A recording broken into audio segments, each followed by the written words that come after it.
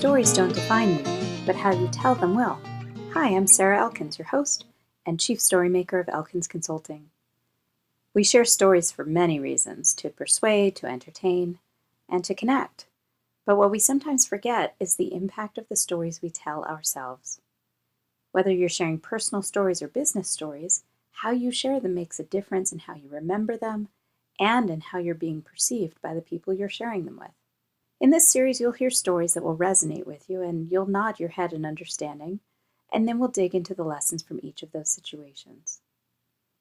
When I'm working with clients, I remind them to listen for understanding, not necessarily to respond. During this podcast, though, I'm asking you to listen and actually consider your own related stories, to think about which stories in your life might have impacted you in a similar way. I was in my early 20s when I noticed this pattern. If I look down at my hands and find 3 or more minor injuries requiring band-aids, I know I'm not paying attention to myself or to my surroundings. I know I'm not being fully present. 2 band-aids are a small hint, but if I get to 3, it requires serious self-reflection. When I see 3, I know I'm in trouble, and that my brain is not in fully functional problem-solving mode.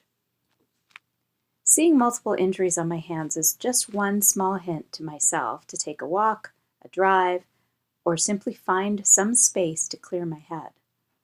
Whatever I do to find clarity and presence in order to center myself, I do it with intention. That means I make sure I can't get notifications from my phone, if I'm even carrying it, and that I let my family know my plan so I don't get interrupted. Years ago, my best friend called me. She was full of frustration and anxiety right between back-to-back work trips. She traveled a lot at that point in her career, and as she arrived home at her apartment, she called me to catch up. "You're not going to believe this, Sarah. I left my sunglasses in the rental car, my phone charger in the hotel room, and now I just realized I left the book I'm reading in the seat back pocket on the plane." She was a little angry with herself and definitely resigned to that aggravated energy she was carrying around. And she sounded sad. I told her to sit down. "I can't, Sarah. I have a million things to do before I leave again in a couple of days." I said, "You have to stop what you're doing. Trust me, sit down now." I heard her heavy sigh as she slid down onto the floor, legs outstretched, and purse thrown onto the chair beside her. "Remember when I told you about those 3 band-aids on my hands?" "No. Seriously, Sarah, I have too much to do to just sit here." "Trust me. Stay where you are. When I have 3 band-aids on my hands, I know I'm not being present. Those bandages are my hint to stop, take a breath, and recenter myself." "Okay, so do you have band-aids on your hands?" "No, I don't. But you do. Losing your sunglasses, phone charger, and that book, those are small hints for something that could be coming that would be much, much worse if you don't get yourself together. These are your 3 bandages, your warning that something can happen much bigger if you don't take some time and breathe. Now, when we hang up, you're going to slowly get up off the floor, take a deep breath, and put on good walking shoes. You're going to go for a long walk around your neighborhood, no less than 30 minutes away. Look at the details of the plants around you, the houses, the people. Lose yourself. Clear your head of that to-do list and focus on the things outside of your own brain. When you get back to your apartment, give me a call and we'll talk through that to-do list. About an hour later, she called me back, a substantially improved tone to her voice. She was back to her old self, confident and calm. We chatted away while she started her laundry, cleaned up dishes in the sink, and started a grocery and errand list, and we worked through her must-do work list. But the next time I saw a couple of small injuries on my fingers, I called her to share that frustration and to remind her that I have to stop myself too sometimes. How many times have you been rushing through things and either messing them up and having to redo them, or actually injuring yourself, even if it's just a paper cut? What does it take for you to realize you're spinning your wheels? My friend Kurt Mercadante has written a few things that have changed the way I look at how I spend my days, related to filling them and being too busy to pay attention to where I am at any given moment. I was working for a local government agency when I read his post asserting that 70% of our days are filled with bullshit. It literally took me 30 seconds to decide his assessment was pretty accurate.